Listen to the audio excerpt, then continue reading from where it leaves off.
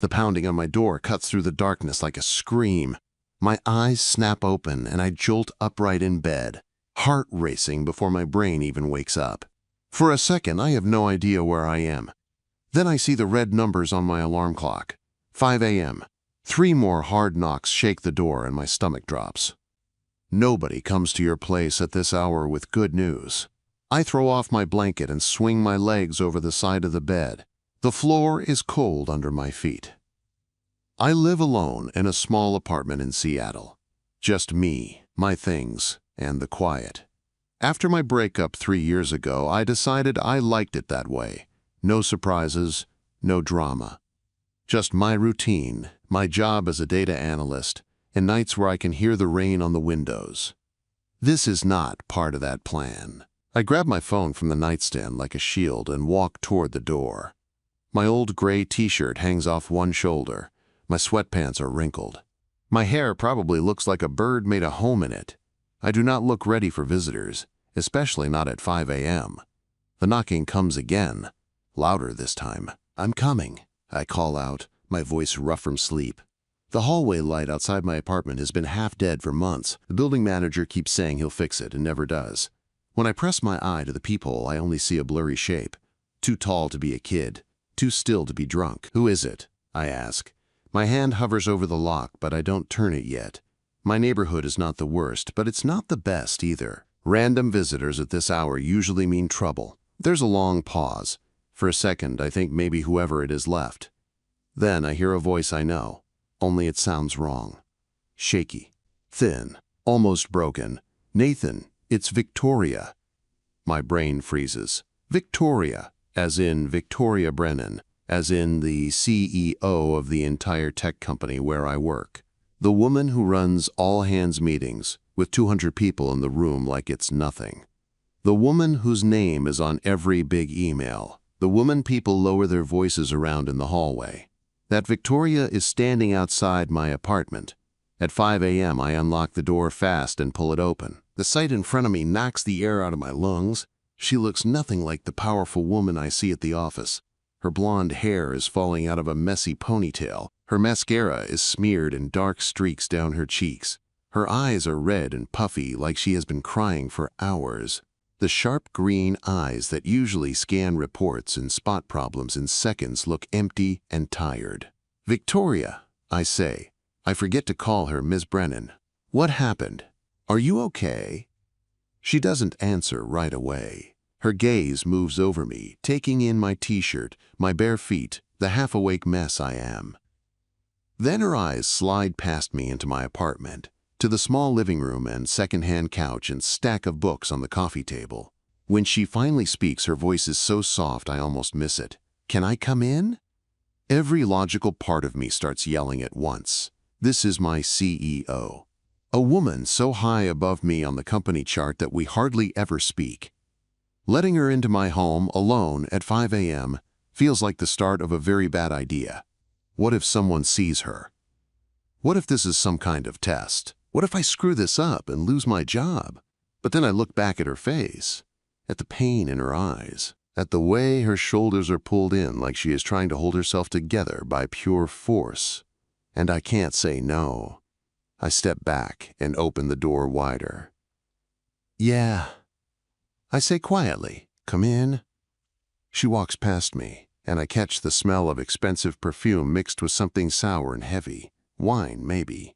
Her heels click softly on the floor as she moves into my living room, but her steps are small and careful, not the strong stride I'm used to seeing at work. She stops in the middle of my tiny space and looks around. The thrift store couch, the old TV, the framed photos on the wall, the basket of clean laundry I never got around to folding last night. Suddenly I see my life through her eyes. My whole world could probably fit inside her walk-in closet. "I'm sorry," Victoria says, turning toward me. "I shouldn't be here. I don't know what I was thinking. This is completely wrong. I should go." She takes a step toward the door. Without thinking, I move and block her path. "Victoria, wait." I keep my voice low and gentle, the way I used to talk to my ex, Emma, when she came home after a bad day. "You came here for a reason. Whatever it is, you don't have to leave. Just talk to me." She stares at me for a long moment. I can see the fight in her eyes. Part of her wants to run. Part of her is begging not to. Then her shoulders drop and she lets out a slow breath. "I had a date tonight," she says. She lets out a laugh that has no joy in it. God, that sounds so stupid when I say it out loud. I'm 41 years old and I'm crying about a bad date like I'm 16. "Sit down," I say, pointing at the couch. "Please, let me make some coffee." To my surprise, she listens. The same woman who gives orders to hundreds of people sits on my cheap couch like she's afraid she'll break it. She perches right on the edge, her back straight, her hands folded tight in her lap. I go into the kitchen and start the coffee maker. The old machine rattles and wheezes, but the sound is comforting. I bought it after Emma left, when I was trying to rebuild my life with what little I had. It feels strange using it now for my CEO. "How do you take your coffee?" I call out. "Black, 1 sugar," she answers. Her voice sounds a little steadier now. I pour 2 mugs and bring them back. I hand one to her and sit in the armchair across from her. Not too close, not too far.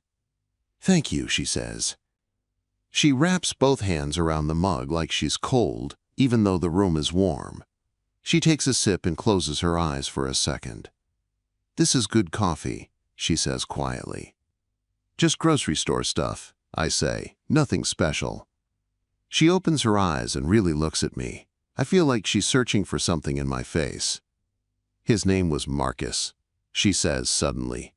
"Marcus Chun, venture capitalist, big office downtown, drives a Tesla, of course. We met at some networking event 3 weeks ago, right after my divorce papers were finalized." I stay quiet. Sometimes people just need space to let the words out. "We went to this fancy steakhouse," she continues. "White tablecloths, one of those places where you can smell the price. He spent 2 hours talking about himself, his money, his contacts, his opinions. Every time I tried to speak, he would smile, nod, and then keep going like I had never opened my mouth. I can see it in my head. Some guy in a perfect suit, proud of his own voice. Then during dessert, Victoria says, her voice dropping, he leaned in and told me he respected ambitious women. That it was. Attractive, honestly. But he said men still need to feel important. He said maybe, if we were in a relationship, he could handle the big decisions, and I could focus on the smaller things so I wouldn't stress about important things so much. Quote, "My jaw tightens. I didn't throw my drink in his face," she says. "I wanted to, but I didn't. I put down my fork, told him the evening was over, paid for my own meal, and walked out like the calm, professional CEO everyone expects me to be." "Good for you," I say. "And I mean it." "Is it?" She laughs again, but it breaks in the middle. Her eyes shine with fresh tears. "Because I sat in my car for almost an hour after that. He's the 3rd man in 2 weeks who made me feel like I'm too much. Too successful, too opinionated, too independent, too everything." Her voice cracks. "My ex-husband said the same thing, that I cared more about the company than our marriage, that I was married to my work, not to him. And maybe he was right. Maybe I built this whole career and lost everything that actually matters."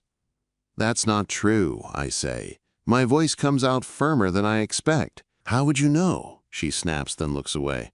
"Sorry, I shouldn't talk to you like that." "It's okay," I say. "You're upset." I lean forward a little. For what it's worth, anyone who makes you feel like you're too much is really just saying you're more than they can handle. That's their problem, not yours. She looks back at me, surprised. Something softens in her face.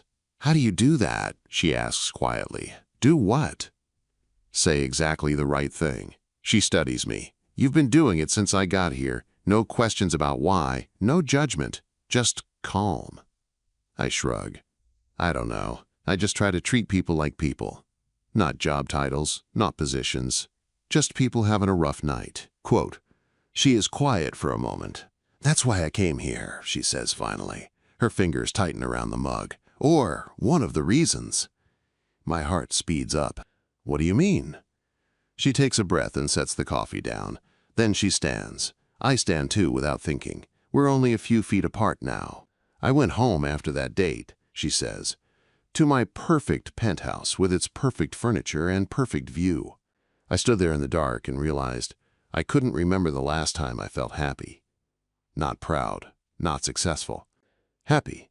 She looks up at me, and for the first time, I see fear in her eyes. I thought about work, she says, about people there. And I realized you're the only person in that whole building who treats me like I'm human. You hold the elevator. You say good morning like you mean it. You stopped one night to ask if I was okay when I was working late. Nobody else did. I remember that night. I remember how tired she looked behind the glass walls of her office. I looked up your address, she admits. In the employee system. I know that's wrong. But I needed to see this. A life that makes sense. A person who seems real. She takes one small step closer. My heart hammers against my ribs. You're the only person I wanted to talk to, she whispers. The only one I trusted not to see just the CEO. Her hand lifts slowly, giving me plenty of time to move. I don't. Her palm rests flat on my chest, right over my heart. The heat of her touch burns through my thin t-shirt. I know she can feel how fast my heart is beating. I can feel it, she says softly. So maybe I'm not the only one feeling something. She is right. I feel something too, I say, my throat tight. But I'm scared. You're my CEO. If this goes wrong, I don't just lose you. I lose my job, my safe little life, everything I built after Emma left. Quote. Her face falls, but she nods. So what do we do? She asks, because I can't act like this isn't real. We're careful, I say. We don't decide everything at 5 in the morning when you're hurt and I'm half asleep. We take time. We think. We don't rush. Her eyes close and a tear slips down her cheek. I came here hoping you'd tell me I was crazy, she whispers. That would have been easier. I know, I say, but I've never been good at easy. We stand there in my small living room, the sky outside, turning from black to gray, her hand still on my chest, both of us caught between fear and something that feels a lot like hope. And I know, with a sharp, sudden clarity, that nothing about my life is going to be simple after this morning. Monday morning feels wrong from the moment I wake up. The sky over Seattle is gray like always, but everything inside me is loud and restless. I make coffee. I drink half of it without tasting it. My apartment smells like her perfume even though she left hours ago. Her empty mug is still on my table like proof that I did not dream any of it. At work I get there 15 minutes early, like I always do.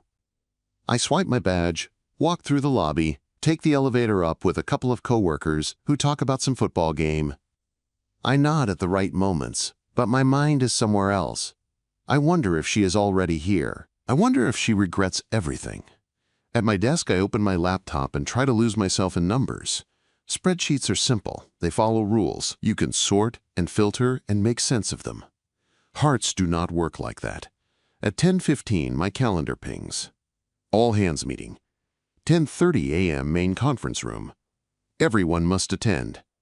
My stomach tightens. I push my chair back and stand up slowly. Big meetings like this usually mean something important. New project. Restructure, something, or a sale. The room is already crowded when I walk in. People talk in low voices, holding coffee cups and water bottles like shields. I find a spot near the back, against the wall. I like being where I can see everyone, but nobody really sees me. At exactly 10:30, the door near the front opens. Victoria walks in. She looks like a different person from the woman who stood in my living room at 5 a.m. 2 days ago. Her blonde hair is neat and twisted up. Her makeup is perfect. She wears a navy suit that fits her like it was made just for her. Her heels click with the same strong, steady rhythm she always has at work. If I had not been there that night, I would think she was fine. But I know better. I see the faint shadows under her eyes that powder cannot hide. I see the tight way she holds her shoulders. I see the way her hand grips the edge of the stand for half a second before she lets it go. Thank you all for coming, she says. Her voice is clear and strong, the CEO voice. I will keep this brief. The room goes quiet. We have been approached by Cascade Equity with an acquisition offer. The word hits like a stone dropped in water. Acquisition. People shift in their seats. I hear a few soft curses. Someone whispers, "No way." Victoria raises one hand. "Before anyone panics, take a breath," she says. "No decisions have been made yet. The board and I are reviewing the offer. Any deal would include protections for employees. Your jobs are not about to disappear." She starts to lay it out. Cascade Equity is a large investment group. They're interested in buying our company and keeping the brand. They would bring more resources, more reach. There would be changes, but she is pushing for terms that keep our team safe. People ask questions. She answers each one in a calm, steady way. This is the woman I have watched from a distance for 3 years. Smart, sharp, in control. But every now and then, her eyes skim the room and land on me.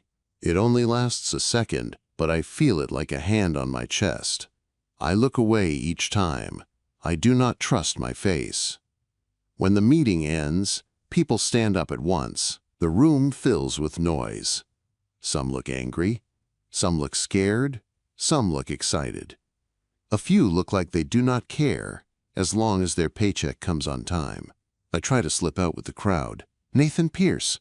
Her voice cuts through the noise like a bell. I freeze. Victoria is still at the front of the room, gathering her notes. Her eyes are on me. "Could you stay for a few minutes?" she asks.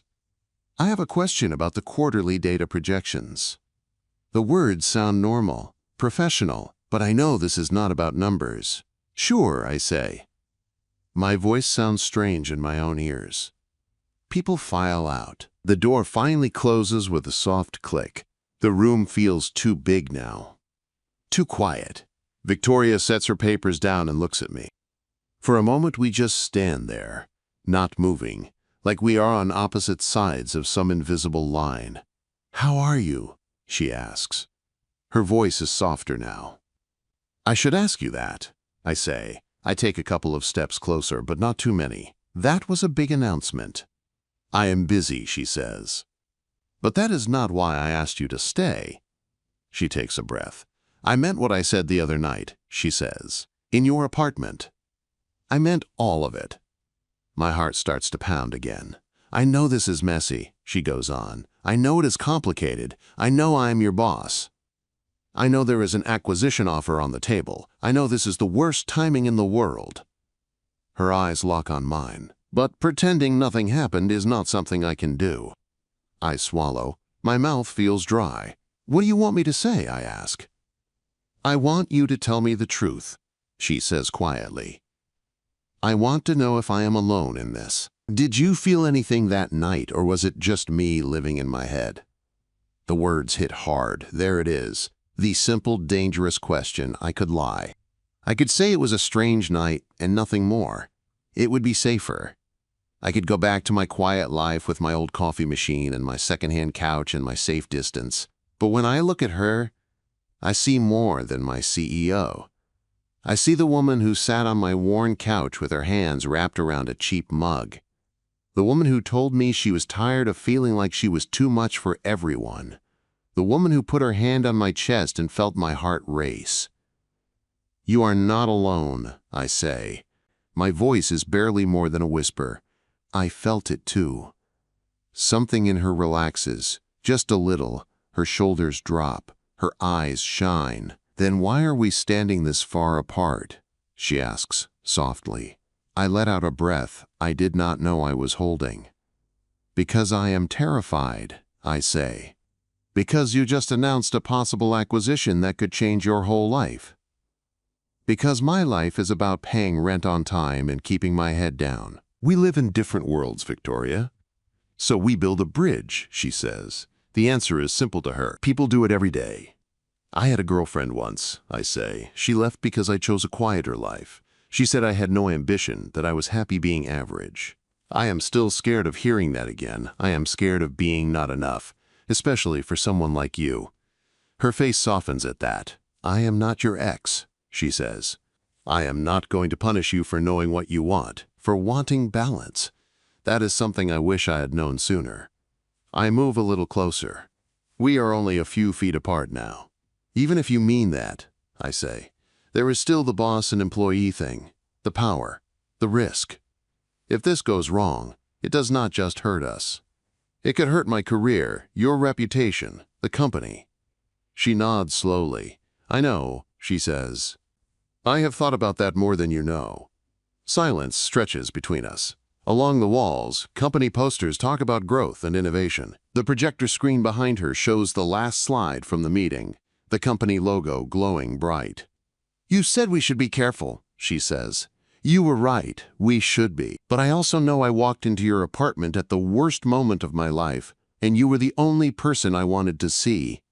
Her voice trembles just a little. So here is my question, she says. Can you live with pretending none of that happened? Can you look at me in the hallway and act like I am just your CEO and nothing more? The answer comes fast, too fast. No, I say, we both hear how honest it is. How quick. I cannot, I add. I tried to tell myself I could, but I know I would be lying. She closes her eyes for a second like she is fighting tears. When she opens them again, they are clear and focused. Then we have two choices, she says. We ignore this and try to go back to the way things were. Or we try to find a way forward that does not destroy us both. And if there is no way, I ask, then at least we were honest, she says.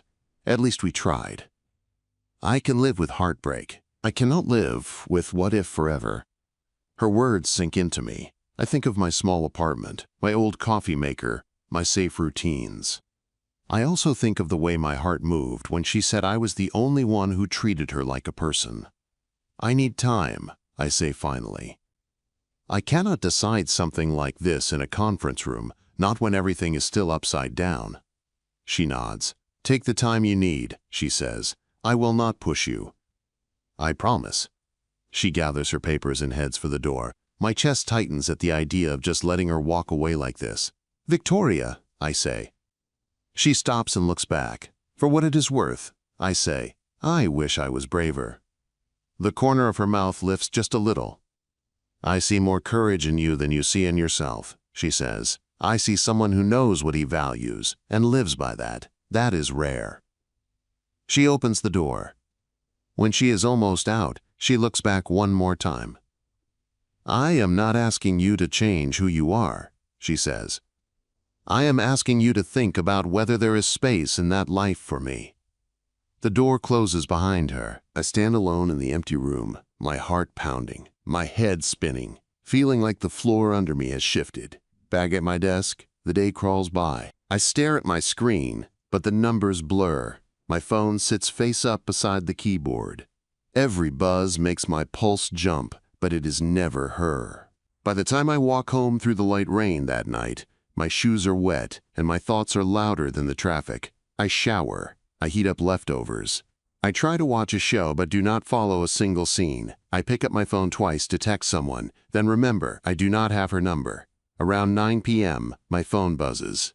Unknown number. I open the message. It is Victoria. I got your number from HR. I know that is probably wrong, but honesty is kind of our thing now. Can we talk? Not at the office. Somewhere neutral. I stand in the middle of my living room with my phone in my hand and my heart in my throat. This is it. The moment where I either step back into safety or take a step toward her. I stare at her message like it might change if I blink enough times. It does not. It is Victoria. I got your number from HR. I know that is probably wrong, but honesty is kind of our thing now. Can we talk? Not at the office. Somewhere neutral. My thumb hovers over the keyboard. I could say no. I could tell her we should keep things professional. I could choose the easy way out. Instead, my fingers move before my fear catches up. When? The reply comes fast. Friday night, 7. There is a coffee shop on Pine Street, Brewhaven. Do you know it? Quote, I do. It is small, quiet, the kind of place where you can actually hear the person across from you. I know it, I text back. I will be there. Thank you, Nathan, she writes. Really. All week, time stops making sense. Hours at work feel longer. My days blur into meetings, reports, and small talk that means nothing. Every sound in the hallway makes me look up. wondering if it is her. At the office, we are careful. She does not seek me out. I do not look for reasons to be near her. We nod in passing like always. To anyone watching, we are just CEO and data analyst. Inside, I am counting down to Friday. When the day finally comes, I leave my apartment at 6:30. The air is cool and smells like rain. My hands will not stop shaking, so I shove them in my jacket pockets. Brewhaven glows warm through its front windows. When I look inside, she is already there. Of course she is. Victoria is early to everything. She sits at a small table in the back corner. Her blazer is draped over the chair beside her. She is wearing a simple blouse, her hair down around her shoulders. There are 2 cups on the table. My heart kicks hard against my ribs as I push the door open. The bell above it gives a soft ring. She looks up. For a second, the CEO mask I know so well slips. I see pure nerves on her face. Hope. Fear.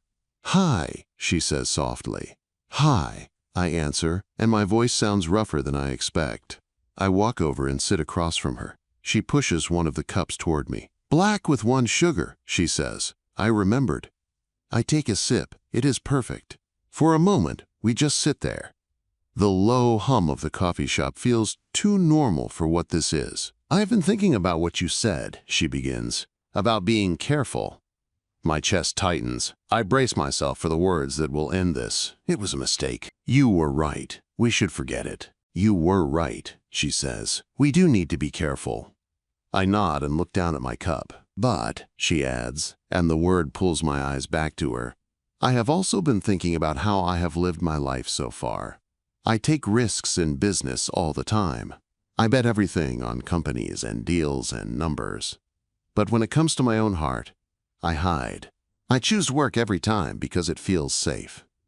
She lets out a slow breath. "I am tired of that," she says.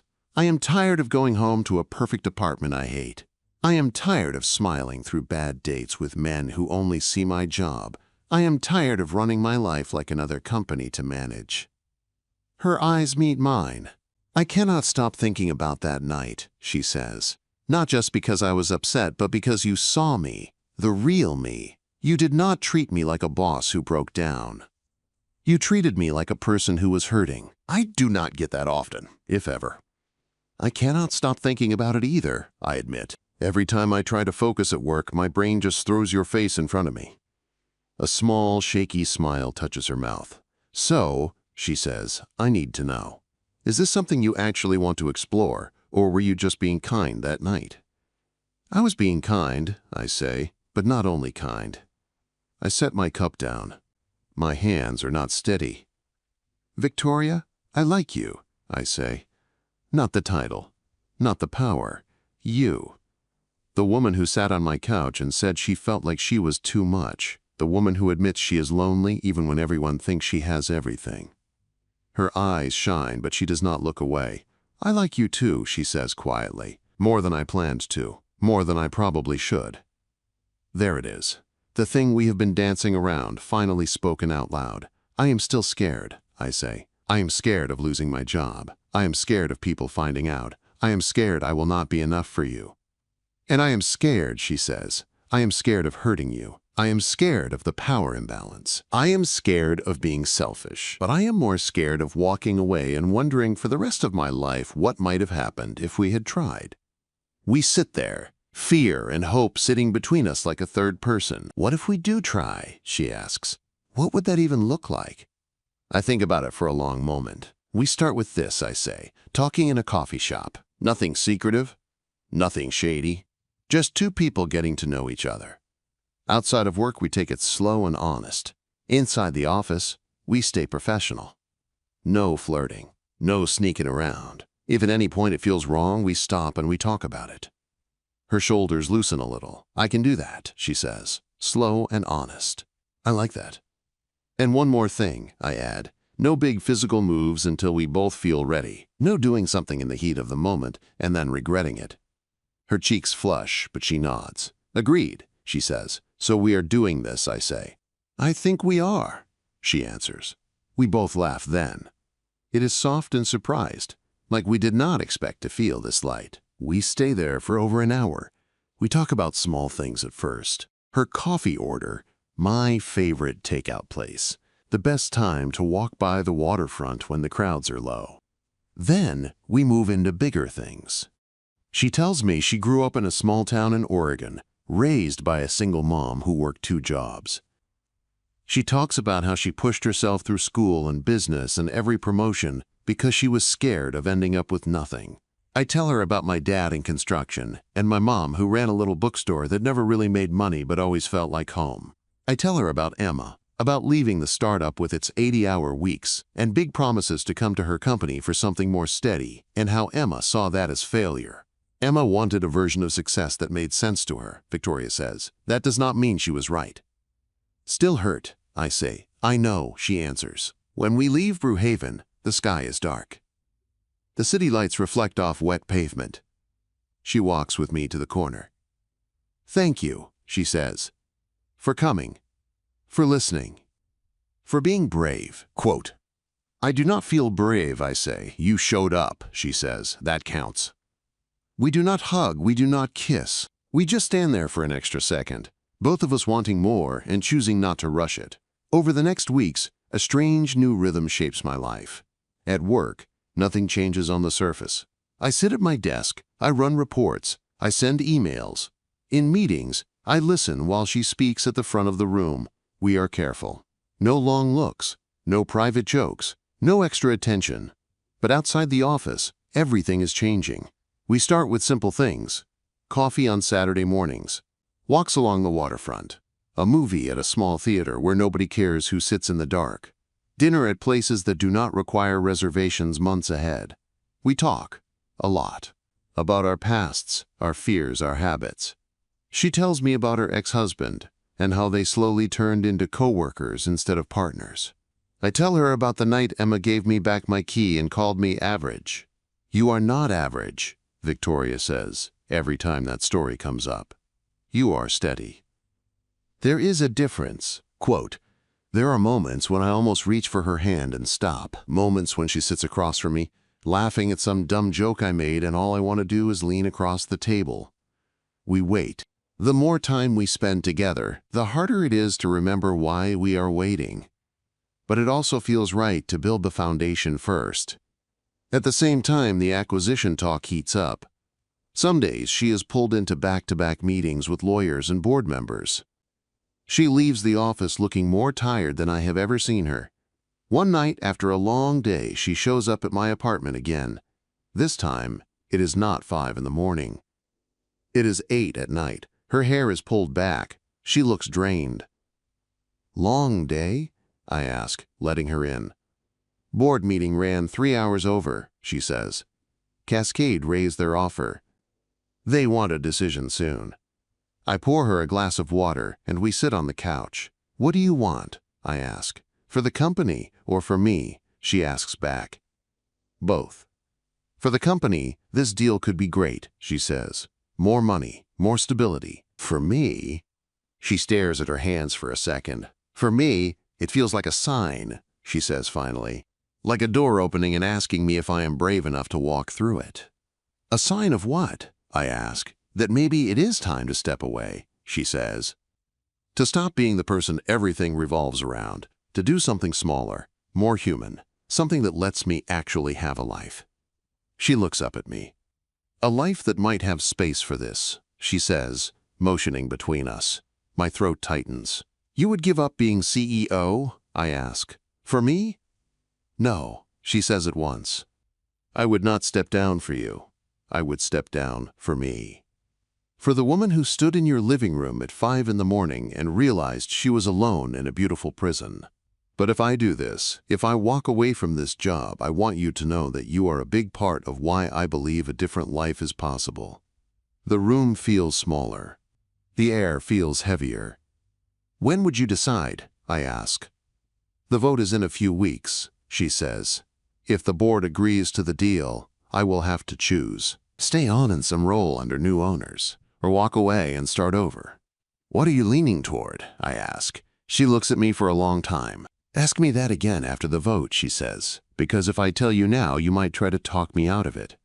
She gives a small, tired smile. And you are very good at saying the right thing when I am scared. Later that night, after she leaves, I lie in bed staring at the ceiling. When she knocked on my door at 5 in the morning, I thought the biggest shock was what she confessed about her heart. Now I am starting to see an even bigger truth. This is not just about her feelings. It is about the way we are both standing on the edge of a life we could not have imagined before that knock. And soon, she is going to make a choice that could change everything for both of us. The office feels strange. People talk in low voices in the hallway. Rumors float around like dust in sunlight. Some say Cascade is backing out. Others say the deal is done. Nobody really knows. I know one thing.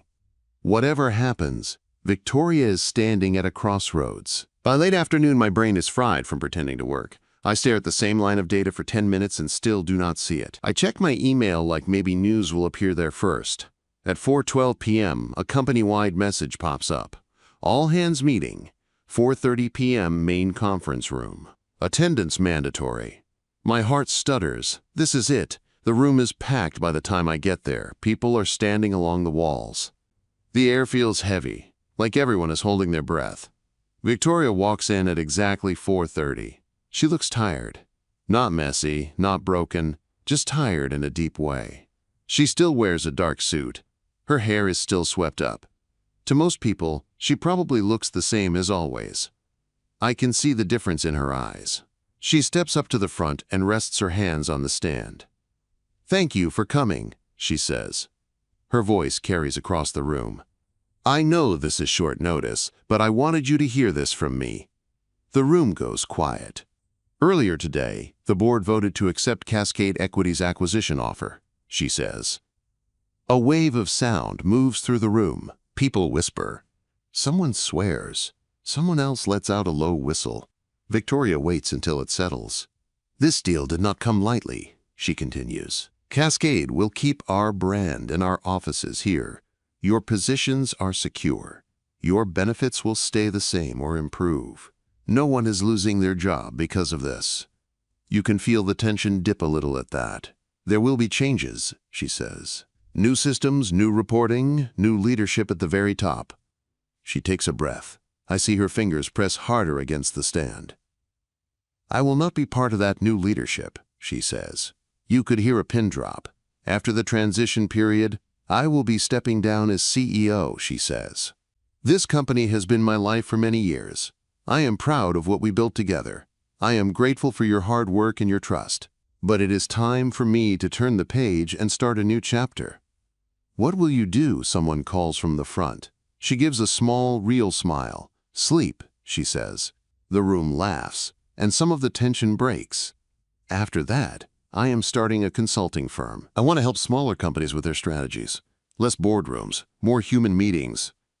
Her eyes move across the room. For a second, they land on me. My chest feels tight. "I know change is scary," she says, "but I believe this can be good for all of you. You are in strong positions. You have skills that matter. My goal from the start was to build something that could stand on its own. I believe we have done that." She finishes with thanks and a promise to share more details in the coming weeks. Someone starts clapping. The sound grows until the whole room is applauding. Some people cheer, some cry, some look stunned. I clap too, though it feels strange. Proud, sad, worried, relieved, all at once. When the meeting ends, people rush to the front to talk to her. Board members, managers, friends. I stay where I am against the back wall. This moment is not mine. I watch her smile and nod. I watch her accept hugs and handshakes. I watch her eyes flick up every now and then, searching the room. When our eyes meet, it feels like the world narrows. She lifts her chin toward the side door, the one near the empty offices that nobody uses much. Then she turns back to the crowd. I slip out quietly and walk down the hall. My heart is pounding so hard I can feel it in my hands. The side hallway is empty and quiet. Old framed awards hang on the walls. A vending machine hums softly at the end. A few seconds later, the side door opens. Victoria steps through and closes it behind her. For the first time since the meeting, she drops the strong posture. Her shoulders fall. She leans back against the wall and lets out a breath like she has been holding it for hours. "How did I do?" she asks. "You were amazing," I say. "Strong, honest, clear." "I felt like I was shaking the whole time," she says. "You hit it well," I say. She smiles, but her eyes are wet. So I say, "This is real. You are really stepping down." "I am," she says. "The paperwork is signed. In a few months, I will just be a name on the history page of the company website." "How do you feel?" I ask. She laughs softly. "Scared," she says. "Relieved. Sad. Free. All at once. Like I jumped off a cliff and I am waiting to find out if I have a parachute or just very bad timing." We stand there in the quiet, the weight of her choice pressing in around us. "I did not do this for you," she says. "I need you to hear that. I would never put that on you." "I know," I say, "and I do. But," she adds, "I did it because of what being with you has shown me. You made me see a different kind of life, one that is not all about power and control, one that has room for slow mornings and real conversations. That part is for me." She pushes off the wall and takes a small step closer. "The part that is for you," she says, "is this." She looks up at me. Her green eyes are open and raw. No boardroom mask now, just Victoria. "In a few months," she says, "I will not be your CEO. There will be no boss and employee line between us. No conflict of interest. If we decide to be together, then it will be just us. Two people choosing each other." My heart slams against my ribs. "What if I do not want to wait a few months to say what I feel?" I ask. "Then say it now," she whispers. I take a breath that feels like it goes all the way down to the floor. "I love how you think," I say. "I love that you see people, even when you pretend you do not have time. I love that you came to my door when you were broken instead of hiding in that big apartment. I love the way you listen when I talk about my boring life like it is something important." My voice shakes, but I keep going. "I am falling for you, Victoria," I say, slowly and deeply and in a way that scares me. But I am. Her lips part. Tears spill over and slide down her cheeks. "You are not the only one," she says. I tried to fight it. I told myself you were younger, that you worked for me, that it would ruin everything. It did not matter. I kept thinking about you, about your quiet strength, about the way you hold space for other people. I am falling for you too, Nathan." She says my name like it means something more now. I step closer until I can feel her breath on my skin. "Can I hug you?" I ask. Just that, nothing more. Her answer is a whisper. "Yes." I wrap my arms around her. She folds into me like she has been waiting to do this for years. She feels small and strong at the same time. I rest my chin on the top of her head. She presses her face against my chest. For a while, we just stand there. No words, no plans.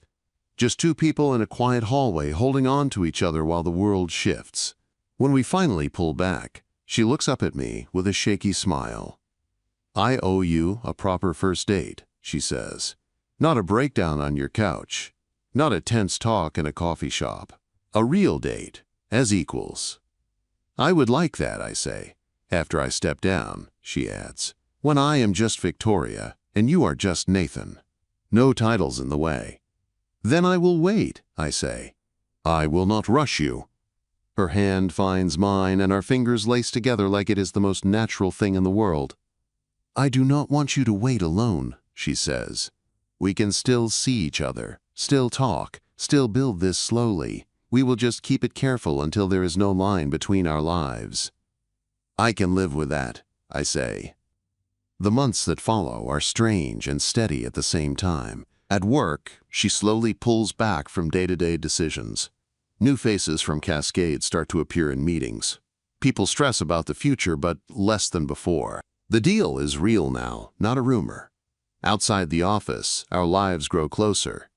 We cook dinner at my place and at hers. I show her my favorite Thai spot. She shows me a tiny art house theater that only plays old movies. We walk in the rain with shared umbrellas and cold hands that always seem to find each other. We still do not rush. We talk more than anything about what we want our futures to look like, about her consulting plans, about my quiet dreams I never said out loud before. "You could do freelance data work," she says one night as we sit on my couch with takeout boxes on the table. "Pick your projects, choose your hours. You have the skills." "I like the security of a paycheck," I say. "I know," she answers. "But security does not have to mean stuck. We can build something safer and freer for you." The way she says we sends a warm wave through me. Her last day comes on a clear Friday. There is a small farewell party in the big conference room. People give speeches. The board presents her with a framed plaque and a photo of the company's first office. She says all the right things, thanks everyone, reminds them the company is in good hands. She smiles for pictures. I stand near the back with my paper plate of cake and watch her say goodbye to the life she built. When it is over and people drift back to their desks, I stay behind to help clean up. I toss cups and wipe tables, glad to have something simple to do. "Always helping," she says from the doorway. I look up. She stands there with her hands in her pockets, the room empty behind her. "Old habits," I say. She walks toward me. Her suit jacket is off now. She looks less like a CEO and more like a woman at the end of a long, heavy chapter. So, I say, my heart beating fast, "Are you still my CEO?" She smiles. "Not as of an hour ago," she says. "As of now, I am an unemployed woman with a big plan and a lot of free time." "Sounds scary," I say. "It is," she answers. "But I am not scared of the right things anymore." She stops in front of me. We are close, closer than we have ever stood in a work building. "Remember what I said in the hall?" she asks, "about wanting to go on a real date with you when we were just us." "I remember," I say. She takes a slow breath. "Nathan," she says, "would you like to go out with me tomorrow night? As my date, not as my employee, just as the man I am falling for." I do not even try to hide my smile. "Yes," I say, "I would love to." Her eyes shine. "One more thing," she says. "I know we said we would take it slow, and we have, but there is something I have wanted to do for months now." Her voice drops just a little. "Can I kiss you?" she asks. My heart jumps into my throat. "You do not even have to ask," I say, "but I am glad you did." She steps forward and lifts her hands to my face. Her fingers are gentle against my skin. I rest my hands on her waist, light, ready to pull back if she wants. She rises on her toes and presses her lips to mine. The kiss is soft at first, careful, questioning. Then, slowly, it deepens. All the months of holding back, all the late-night talks, all the what-if, and maybe settle into this one simple truth. We fit. When we finally part, we are both breathing a little harder. Her forehead rests against mine. I can feel her smile. "That," she says, "felt a lot like the start of a new chapter." "Yeah," I say quietly, "it did." We leave the building together. For the first time, she does not walk ahead of me as the boss. We walk side by side, out into the cool Seattle air, two people with no idea exactly what comes next. But for the first time in a long time, I am not scared of not knowing. Because the knock at my door at 5 in the morning did more than wake me up. It tore open a life I thought was fixed in place and showed me something I never expected. A woman who seemed untouchable, standing on my doorstep with tear-streaked mascara and a heart full of fear. A choice between staying safe and taking a chance, and a future that starts with a simple, terrifying, wonderful truth. I do not want the quiet life without her in it.